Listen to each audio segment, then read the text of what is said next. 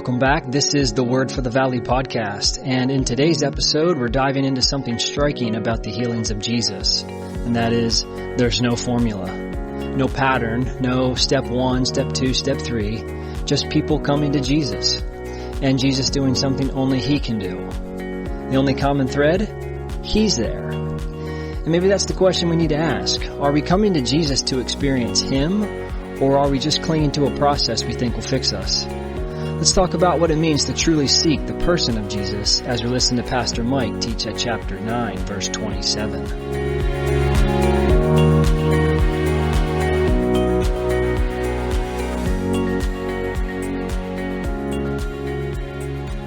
So as we come to the end of chapter 9, we are coming to the end of a couplet.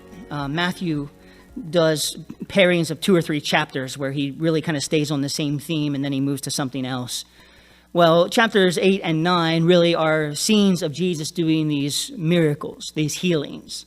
We saw him heal the leper there at the beginning of chapter 8, that beautiful scene where this man throws himself down at Jesus' feet, says, I know that you're able, I just don't know if you're willing. And Jesus says, I am willing, be cleansed, and he heals him.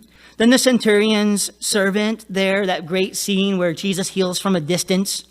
The centurion just says, listen, you can just speak a word into my house, that servant will be healed, and Jesus does from a distance. And then Peter's mother-in-law, that very tender scene after the Sabbath there, the later afternoons. He's in Peter's house. Hey, she's sick with a fever. Jesus goes in, touches her hand. She's restored, right? Begins to serve them. A beautiful scene. Then all of the miracles and everything kind of gets a little bit crazy, so he has to leave that area. He goes over to Gadara, where he meets the demon-possessed maniac there of Gadara that he casts out basically with one word. I love Matthew's account of it. Verse 32 of chapter 8, go.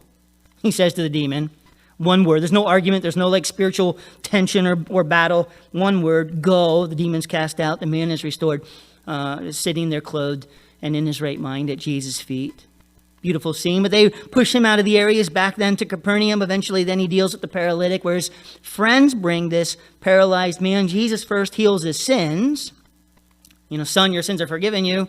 But then in verification of the fact that he actually did forgive his sins, to prove to everybody that he actually did what he said, he then restores the man to his physical health. And man carries his bed out through the crowd. Just this great scene, right? And then we move on here. Last week we saw Jairus' daughter, the next healing, and the pairing of that with the woman with the blood flow. It's just an amazing kind of couplet there. She's 12 years old. The woman with the blood flow has dealt with her issue of blood for 12 years. It's just kind of parallel and contrastive scenes in many ways. But just to see the tenderness of how Jesus deals with these women, how he restores them, how he blesses them, not just to physical health, but to relationship, to everything there. Just a full work in their lives, remarkably. And then we come here now to the healing of these blind men. The point that I'm kind of trying to make as we make our way through here is this. There's no pattern in any of these healings.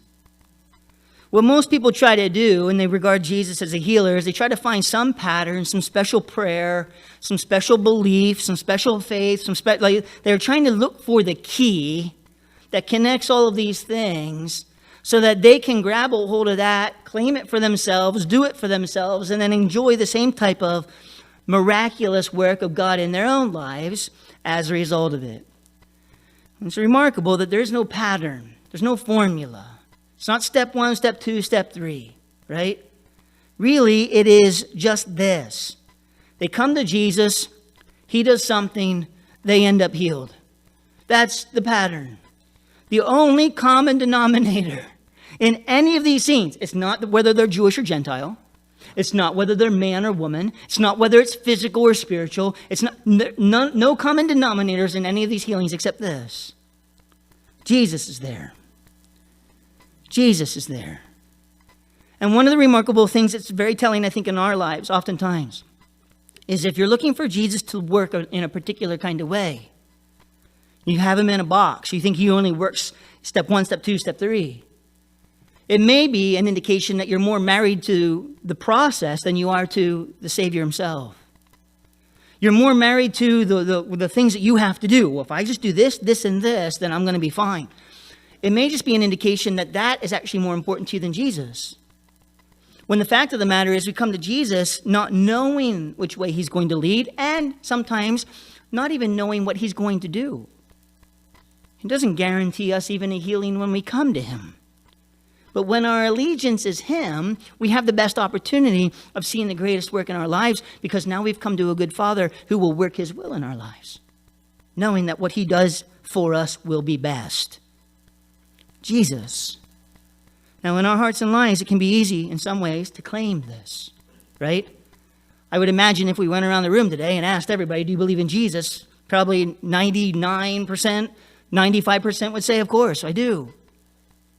But there's an entirely different reality in all of our lives between being connected to the idea of Jesus and actually being connected to Jesus himself. Do we come to Jesus? Do we come to God? Do we seek him out to meet him, to know him, to experience him, to touch him, to have him touch us? For his correction, for his rebuke, for his direction, for his empowering. To Jesus. This is the key in all of this scene. Here, verse 27. When Jesus departed from there, he had healed the woman with the blood flow and Jairus' daughter, as we saw last week, and he's leaving there from that particular scene, and two blind men followed him. Now, for blind men to follow a crowd like this is going to require a significant amount of work, all right? It's one thing to follow Jesus in the crowd just when everything is kind of going hunky-dory. These guys can't see.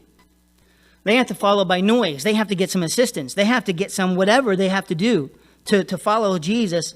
And they do, crying out and say, now here's why they're following him, Son of David, have mercy on us. Son of David is a messianic phrase of the Jewish people. They are recognizing Jesus as the Jewish Messiah.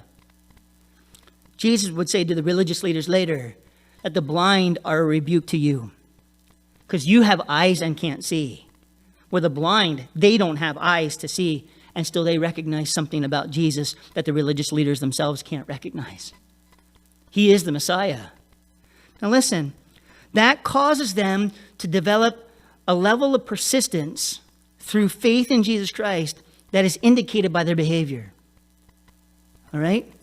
Again, it is one thing to say you trust Jesus. It's another thing entirely to sit down on Jesus and to actually trust him. It's one thing to say you follow Jesus. Everybody can say that. It means nothing. It's another thing entirely to actually follow Jesus.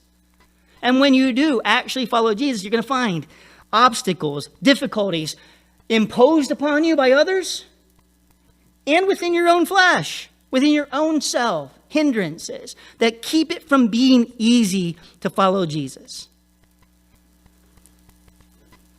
If you're looking for an easy road, you probably should just look somewhere else. If you're looking for a good road, you follow Jesus. He's a good father. He knows what he's doing. And he is, in fact, the Messiah, the Son of David. And they beg his mercy. Now look, verse 28. And when he had come into the house. Now, this is no doubt Peter's house there in Capernaum. The house, the common place where Jesus would resort to. We're assuming by this point in time that Peter and his family have put the roof back on there from the scene with the paralytic man being let down, right? They've kind of patched the house back together, kind of thing. It's interesting later when they do ministry, it seems as if Peter is gone for a little while. You get no idea that maybe the wife is okay with him being gone for a little while, kind of thing. Every time there's stuff in the house, it's a bit chaotic. But here they are back in the house. And it says, look, the blind men came to him. So Jesus is not just walking with the crowds. Now he's getting into a house. And with that, probably some of the crowds start to peel away. The blind man pressed into the house. Did they ask? Were they invited? Did they knock? Did they just come right on in? We don't know, right? But Jesus is in there. Their hearts are set on Jesus. They recognize Jesus for who he is, and they're seeking his mercy, and they will not be let up until they get it. They will not let up until they get it. There is a persistence that is an indicator of faith in these men that Jesus responds to. I don't know how many times people come to me and say, I was trusting in Jesus. I prayed. How many times did you pray? I prayed twice. I prayed 3 times. I prayed for 6 months. Why'd you stop praying? Well, it didn't happen. Well, Jesus probably knew that you would stop praying. He probably knew you'd get distracted by something else, worry about something else, consumed by something else, move in a different direction. He probably knew that from the start, right?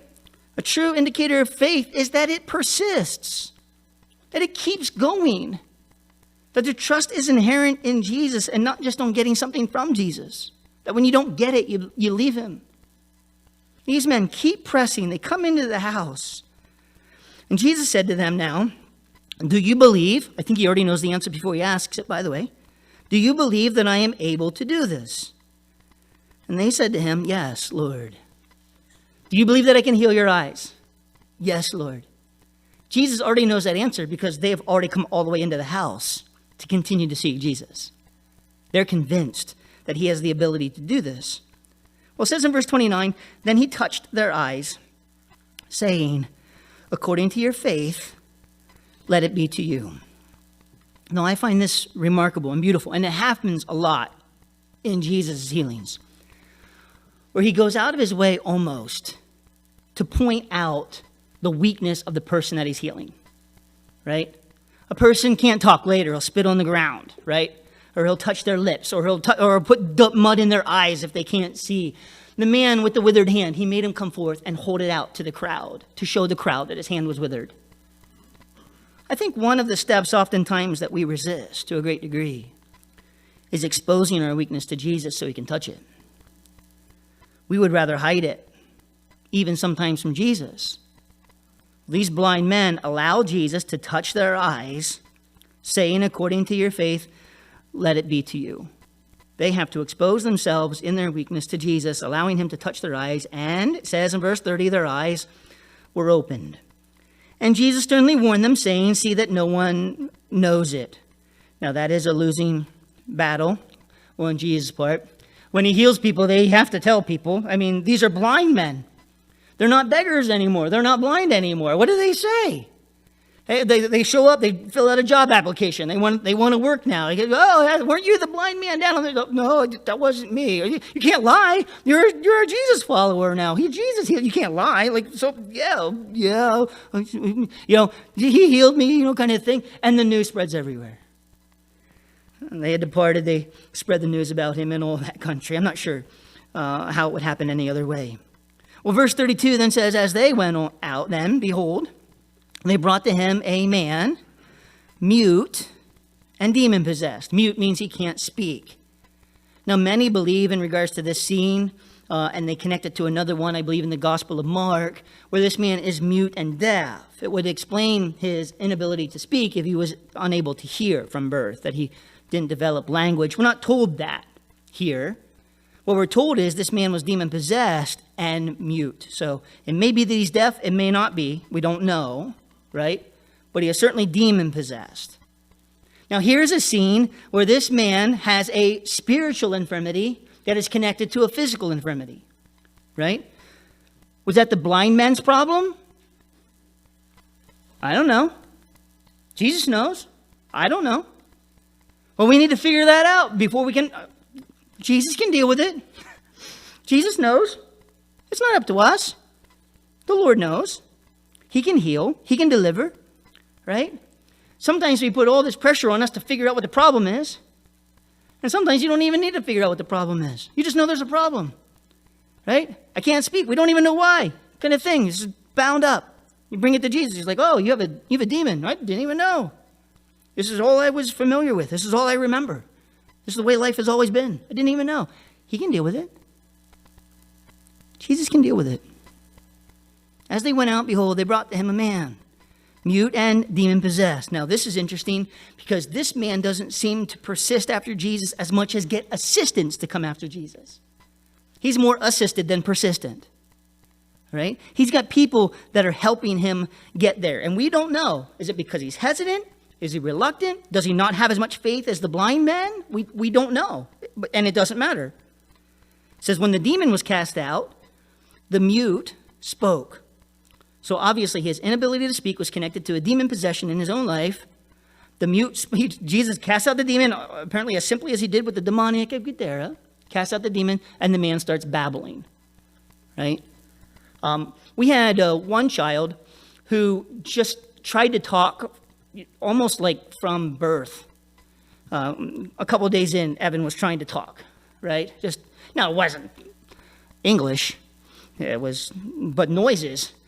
And he came up with all kinds of great words that we still use to the day as he was developing language. Pips was pants, right? Just all these kinds of, because he was trying to work through it. Other kids, they wait until they got language figured out, and then it just all comes out at the same, and they make up for the 3 years of silence or the 4 years of silence. Sometimes people are like, what's wrong with my kid? They're not talking right. Hold on. You may not wish so much them to hurry this. You may just kind of, because once they start, they may never stop. When they got language figured out, man, it just rolls out of their mouths like crazy. You just get this guy, the demon, he just goes. He can talk now. He's going to have fun with it. And it says the multitudes marveled, saying, it has never seen like this in Israel. It was never seen like this in Israel, right? They've never seen something so dramatic, so powerful, so genuine, so real, so personal, so individual. His healings have never been done like this. Hospitals don't work this way. Medical systems, insurance companies, nothing works this way. Jesus, with the ability and the resources, the wisdom, the power, the strength, and the care, remarkably. Well, verse 34 then says, but the Pharisees said, he casts out demons by the ruler of the demons. Now, up until this point, the religious leaders have been questioning Jesus. Back in the beginning of chapter 9, right? They, in their minds, say, who is this that can forgive sins? It's the religious leaders. They're starting to see Jesus, hear Jesus, watch Jesus do these different kinds of things. They're doubting. They're questioning. He's not fitting into their system. He's not patching up the Jewish religious system. He's not coming there to help them, in kind of their pre-established notions and their desires. Jesus is doing something completely different, something completely new. And they start off by wondering, is he for us? Is he for them? Is it going to work? Is it good? Like, can we get him to agree with us? Can we work together? These kinds of things. Is it going to be? No, it's not. Now they move from questioning to accusing. And the intensity begins to heighten between Jesus and the religious leaders of his day. One of the sad realities in all of life is that the greatest obstacles to a genuine relationship with Jesus throughout the history of the church has always been religion. Religion has always been the main opposer, whether it is Christian as a religion, an institutionalized church, or a group of churches where it's been institutionalized, right, through the Middle Ages and the Dark Ages, and what the Roman Catholic Church did in its persecution of genuine believers. Or it's other religions around the world still to the present day. If you're reading anything at all, what the Taliban is doing in Afghanistan to the church, to true, genuine believers, it's remarkable. It continues on. God is here not to establish a religious movement. God is here to establish a relationship with each single person, every single one of us. That we would, in fact, know God and be able to walk with him in the way that he would want us to. In light of that, there is going to be religious conflict. Right? Your grandmother who wants you to get catechized in the Catholic Church because that is what every generation of our family does, kind of thing. And they're going to push, and they're going to push, and they're going to push. And you're like, no, I'm just going to stand with Jesus. I'm just going to walk with Jesus. I'm okay with Jesus. I don't need that thing. Kind of whatever you're doing, I don't need it. They're going to push and push and push. Right? Some of the greatest adversarial relationships, conversations in your life are going to be that. And you're going to wonder, like, what? Aren't we talking about the same Jesus? Kind of. But maybe kind of not. And your job is to stay with the Lord. Stay with Jesus. Keep walking with him. The pressure in our world right now is just to get along, right? The coexist bumper stickers. We're all one faith. Every road leads to heaven. These kinds of mantras and things that are put out there. And remarkably, you can talk about Christianity, you can talk about religion, you can talk about faith, you can talk about all kinds of stuff. Don't mention Jesus in these conversations. Because where Jesus said, I am the way, the truth, and the life, no man comes to the Father but by me, he makes himself unique, and as a result, he ostracizes everything else as not godly. It's not godly. Jesus did not come to start a religion. He came to establish a relationship so that we could be right with God. So we could relate, experience God, walk with God, be directed by God, empowered by God. And we do that together in a body where we come together and serve with one another, help one another, bless one another, encourage and spur one another on towards love and good deeds. But it's not about establishing some form of religion, some church to its own name. It's about the Lord, right? And anything that comes against that, it's going to experience some type of difficulty, some type of confrontation by the religious. The Pharisees say he casts out demons by the ruler of demons. Now, what does Jesus do when conflict arises?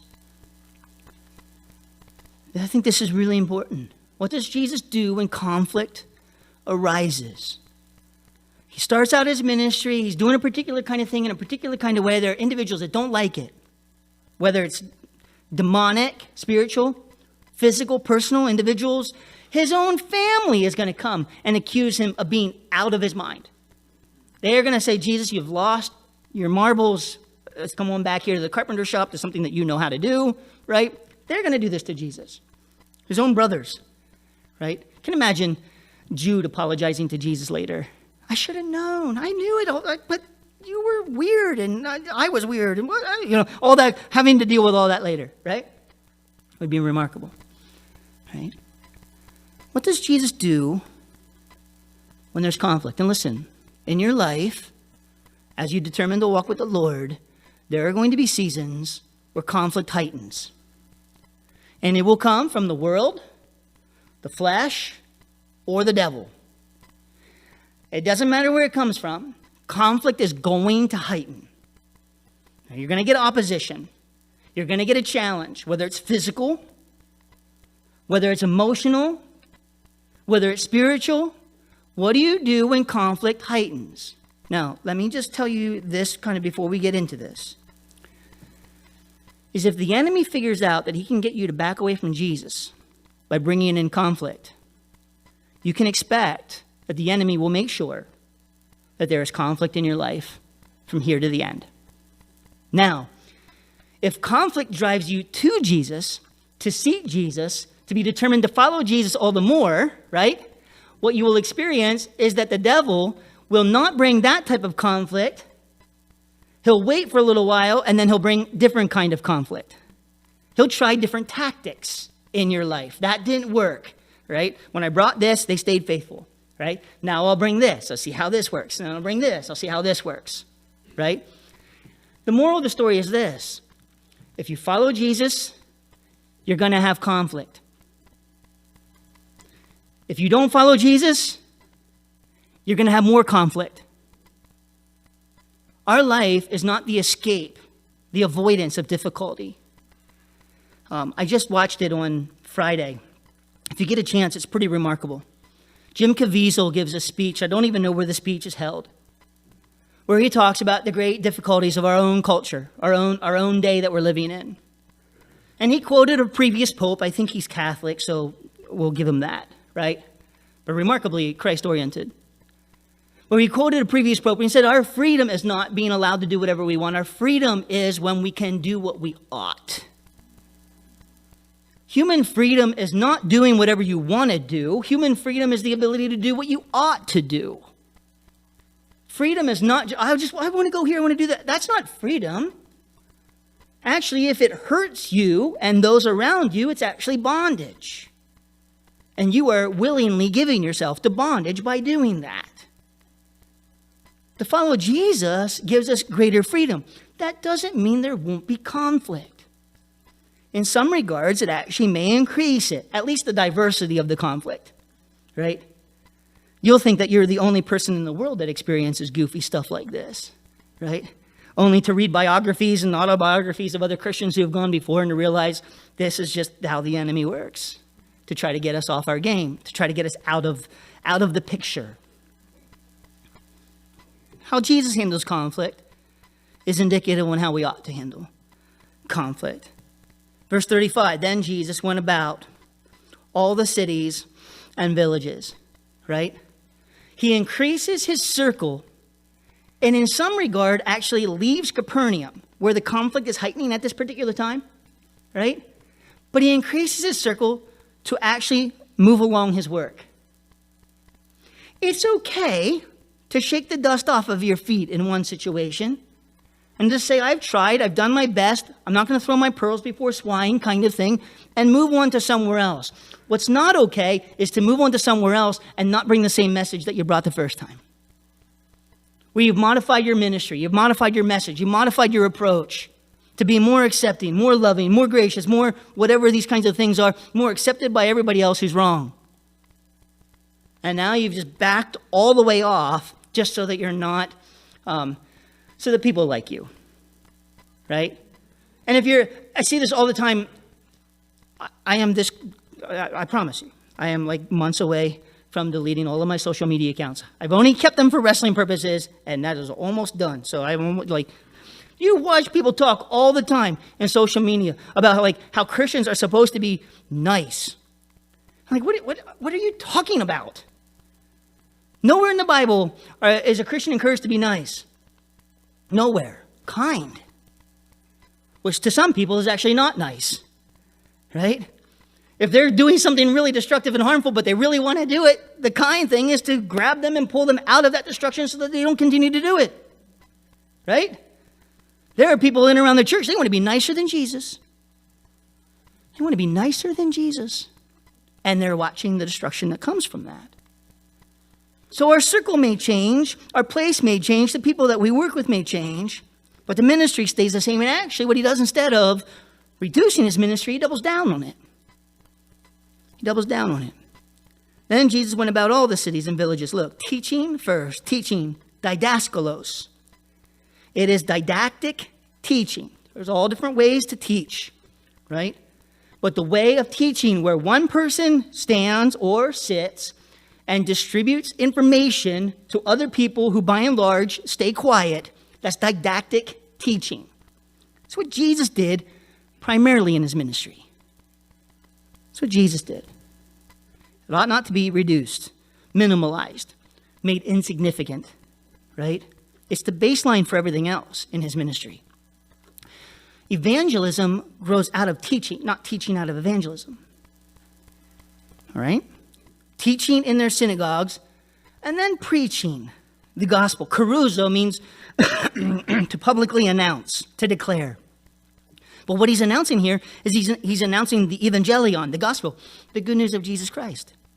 Preaching the gospel of the kingdom. So he's teaching, Bible, verse by verse, chapter by chapter. He's teaching the Bible, right?